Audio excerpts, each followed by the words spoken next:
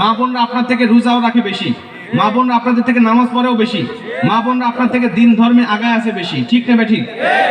ওরা কিন্তু জান্নাতে যাওয়ার কথা ছিল বেশি, কিন্তু নবীজি বলেন বুখারী শরীফের 29 নম্বর হাদিস, উরিতুন নারা ফাইদা আকতারু আহলিহা নিসা ওয়া ইয়াকফুর, আমি জাহান্নাম পরিদর্শন করতে গিয়ে দেখি জাহান্নামেও মেয়েরাই বেশি। ঘটনা কি? তাফসীর মাহফিলে বেশি, নামাজে বেশি, রোজায় বেশি, দিন ধর্মে বেশি, তাহলে তোরা জান্নাতে থাকার কথা বেশি। নবীজি বলে আমি দেখলাম জাহান্নামে তারাও বেশি। আমি জিব্রাইলকে জিজ্ঞাসা করলাম, ভাই জিব্রাইল, কি লা ইয়াকফুরনা বিল্লাহ, এরা কি আল্লাহর সাথে কুফরি করার জন্য জাহান্নামে আসছে? জিব্রাইল বলছে, না নবীজি, একজন মহিলাও এখানে কুফরি করার জন্য জাহান্নামে আসে নাই। এদেরকে যাদের দেখতে পাচ্ছেন এখন, এরা শুধুমাত্র তার স্বামীকে একটা কথা বলার কারণে জাহান্নামে আসছে। কয়টা কথা? বুখারী শরীফের 29 নম্বর হাদিস। নবীজি বলছেন, আমাকে জিবরাইল বলছে, নবীজি শুধু একটা কথা স্বামীকে বলার কারণে আল্লাহ তাদের উপরে এতটা রাগান্বিত হয়েছে, ওদের সব আমল বরবাদ করে দিয়ে আজকে তাদেরকে জাহান্নামের মধ্যে ঢুকাই দিয়েছে। আমি যদি বলি কথা না, আপনারা বলুন হুজুর আমার স্ত্রী আমাকে দৈনিকই কয় কথা। মেয়েদের মুখে কমন ডায়লগ এটা, বলবো কি? নবীজি বললেন, আমি জিবরাইল জিজ্ঞেস করলাম, ভাই সেটা কি? বলছে নবীজি, এরা হলো স্বামীর অবাধ্য স্ত্রী ছিল। স্বামীরা এদের হকগুলো আদায় করার চেষ্টা করতো, যখন যেটা লাগতো স্বামী আপ্রাণ চেষ্টা করতো তার স্ত্রীকে খুশি করার জন্য। ভালো খাবার লাগলে খাবার দিত, ভালো পোশাক লাগলে পোশাক দিত, যখন যেটা দরকার স্ত্রীর সবগুলো আহ্লাদগুলো পূরণ করার জন্য স্বামী চেষ্টা করতো। কিন্তু নবীজি কোনোদিন যদি এই স্বামী তার স্ত্রীকে খুশি করতে না পারতো, কোনোদিন যদি কোনো কিছু না দিতে পারতো, তখন এই স্বামীরা, এই স্ত্রীরা কি বলতো জানেন? তখন বলতো, ক্বালাত মা রাআইতু মিনকা খায়রুন কাত্তু, আমি তোমার সংসারে এসে কোনোদিন সুখ পেলাম না, আমি তোমার সংসারে এসে কোনোদিন শান্তি পেলাম না, আমি তোমার সংসারে এসে কোনোদিন উত্তম কিছু পেলাম না। আমি মেয়ে বলে তোমার সংসার করতেছি, অন্য কোনো মেয়ে হলে তোমার সংসারে একদিনও থাকতো না। ঠিক বলে? সবাই বলে? মা বোনরা, যদি এই কথাটা আপনি বলেছেন এতদিন হয়তো বা বোঝেন নাই, অন্যান্য মহিলারা বলে তাই আপনি সুরে সুর মিলিয়ে কথাটা বলে গিয়েছেন, কিন্তু আল্লাহর কসম এই কথাটা এতটাই ভয়ানক, আল্লাহ নবী এই সামান্য কথার জন্য তার আমলগুলো বরবাদ করে দিবেন কেন জানেন? কারণ নবীজি বলেন, স্বামীর মর্যাদা একটা স্ত্রীর কাছে কত জানো? আল্লাহর পরে যদি কাউকে সেজদা দেওয়া জায়েজ বলা মনে হলো, আল্লাহ পাক প্রত্যেকটা স্ত্রীকে বলে দিত তার স্বামীকে যেন সেজদা করে। নবীজি তো অযথা কোনো কথা বলে না, বলে কি? এই কথাটা কেন বললেন? নবীজি তার স্বামীর গুরুত্বটা বোঝানোর জন্য বলেছেন। অতএব মা বন্ধুকে বলতে চাই, আপনার স্বামীর অবদান আপনার জীবনের জন্য অনেক। ভাই বিশ্বাস করেন, একটা স্ত্রীর জন্য স্বামীর চেয়ে আপন ব্যক্তি দুনিয়ার জমিনে কেউ হতে পারে না। আবার বলছি, একটা মেয়ের জন্য স্বামীর থেকে আপন ব্যক্তি দুনিয়াতে কেউ হতে পারে না। তাতে ও স্বামী যত খারাপ হোক না কেন, নির্দিষ্ট একটি বয়সের পরে বাবা মার কাঁধেও নিজের মেয়ে বোঝা হয়ে যায়। কিন্তু স্বামী নামক মানুষটা আমৃত্যু পর্যন্ত সংগ্রাম করে যায়, লড়ে যায় শুধুমাত্র তার স্ত্রীকে ভালো রাখার জন্য। কথা বলেন ঠিক কিনা? স্বামীর মর্যাদা যদি আলোচনা করি তাহলে অনেকক্ষণ বলতে পারবো, আমার মা বোনরা রাগ করবে। এতক্ষণ আমি আপনাদের আলোচনা করছি, এখন মা বোনদের সম্বন্ধে কিছু বলি। শোনেন, আমাদের মধ্যে অনেক স্বামী আছে ডাকাত মার্কা স্বামী, আছে না নাই? যেই মেয়েটা 18টা বছর 20টা বছর বাবার সংসারে লালিত পালিত হয়ে আপনার সংসারে আসছে, আর আপনি ওই মেয়েটাকে এতটা আঘাত করেন। আরে ভাই, এক একটা মেয়ে এক একটা বাবার সংসারে যখন থাকে, বাবার কাছে মেয়ে যত কালো হোক, বাবার কাছে মেয়ে যতটাই অসৌন্দর্য হোক, এক একটা বাবার কাছে একটা মেয়ে রাজকন্যার মতো মূল্য। কথা বল ঠিক কিনা? এই রাজকন্যার মতো মেয়েটাকে আপনার হাতে তুলে দিয়েছে, আর ওই রাজকন্যার মতো মেয়েটাকে আপনি পাওয়ার পরেও আপনি সন্তুষ্ট হন না, তার উপর নির্যাতন করেন, আঘাত করেন, এবং ভিক্ষুকের মতো তার কাছে যৌতুকের টাকার জন্য বারবার নির্যাতন করেন। আপনি তো স্বামীর কাতারেই পড়েন না। অনেক স্বামী আছেন, স্ত্রী বাবার বাড়ি থাকতে হয়তো ভালো করে রান্না করতে শিখতো না, আদরের মেয়ে ছিল, রান্না করে নাই। এমনকি এমনও মেয়ে আছে যে বাবার সংসারে থাকা অবস্থায় মা খাওয়ায় দেয়, 15 বছর 20 বছর বয়স হয়ে গেছে, এখন মা খাওয়ায় দেয়, আদর করে। এরকম মেয়ে আছে না?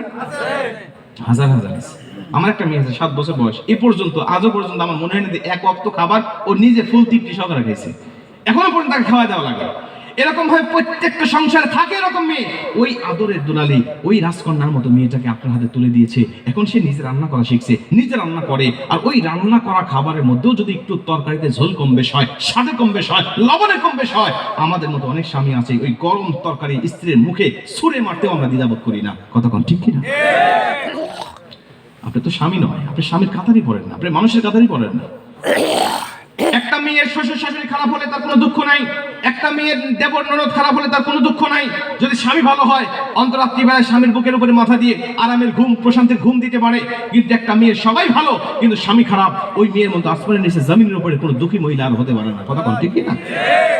এজন্য বলি, খবরদার, স্ত্রীর কাছ থেকে কিয়ামতের ময়দানে কিন্তু আপনার পক্ষে বিপক্ষে সাক্ষী নেবে। আল্লাহ বলবে বলো তোমার স্বামী কেমন ছিল? স্ত্রী যদি বলে আল্লাহ ভালো ছিল, সে অনেক ভালো ছিল, সে আমার হকগুলো আদায় করেছে, আল্লাহ বলবে যা, স্বামী স্ত্রী দুজনে মিলে একই জান্নাতে চলে যা। স্ত্রীর সাথে জান্নাতে থাকতে চান না?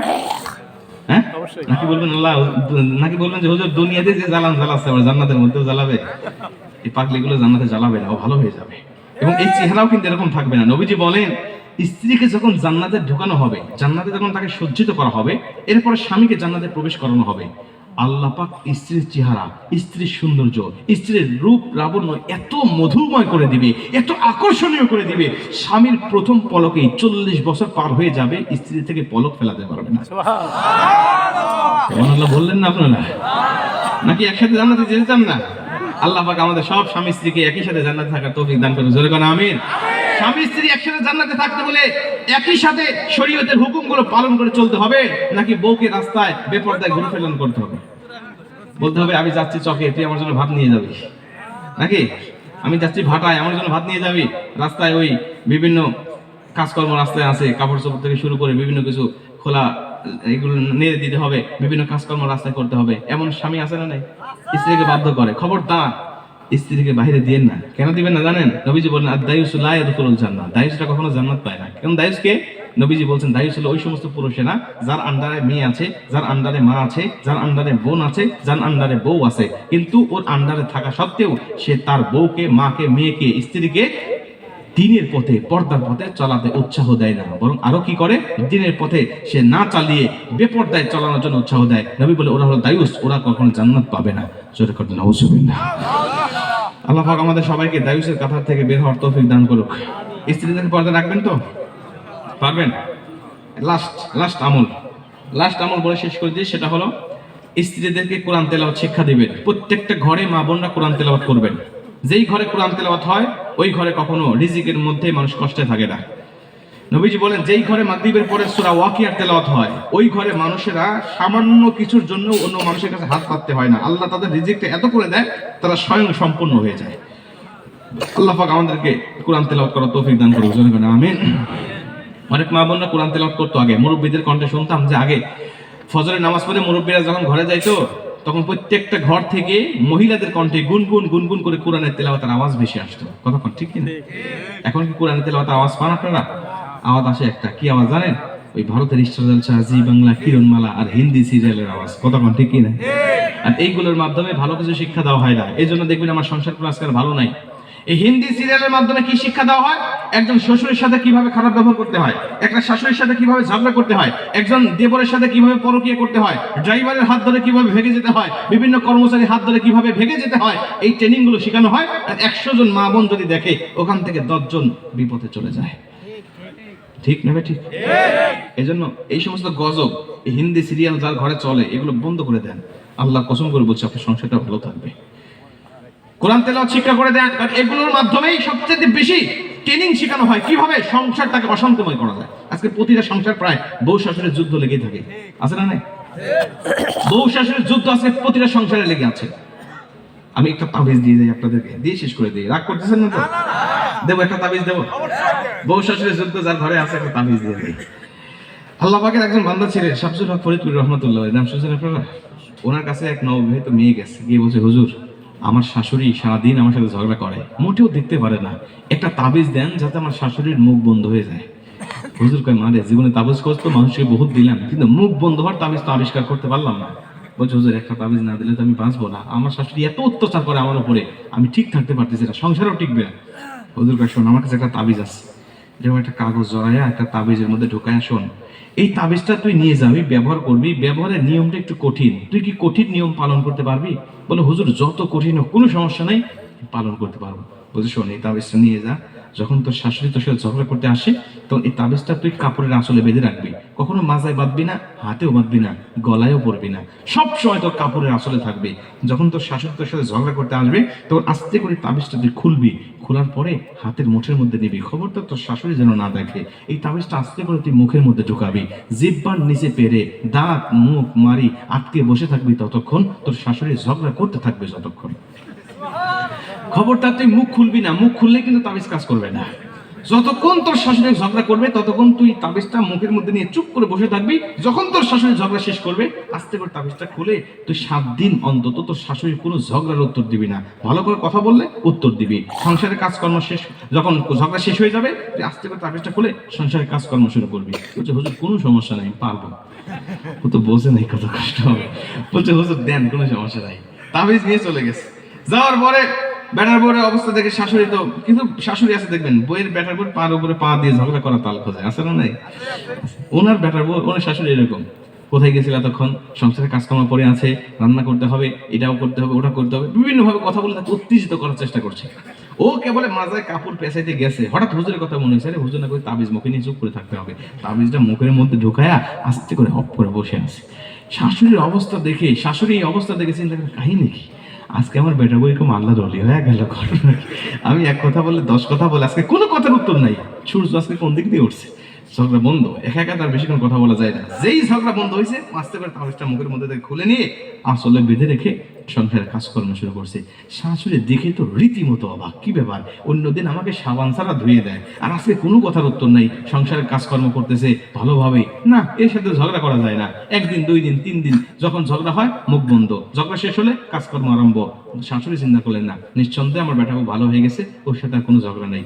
তাবিজটা নিয়ে বেটার বউ এক দৌড় হুজুরের কাছে, হুজুর আপনি কইছিলেন আমার সংসারে তাবিজ কাজ করবে না, আর এই তাবিজ এত কাজ করছে, আমার সংসার এখন জান্নাতি সংসার হয়ে গেছে।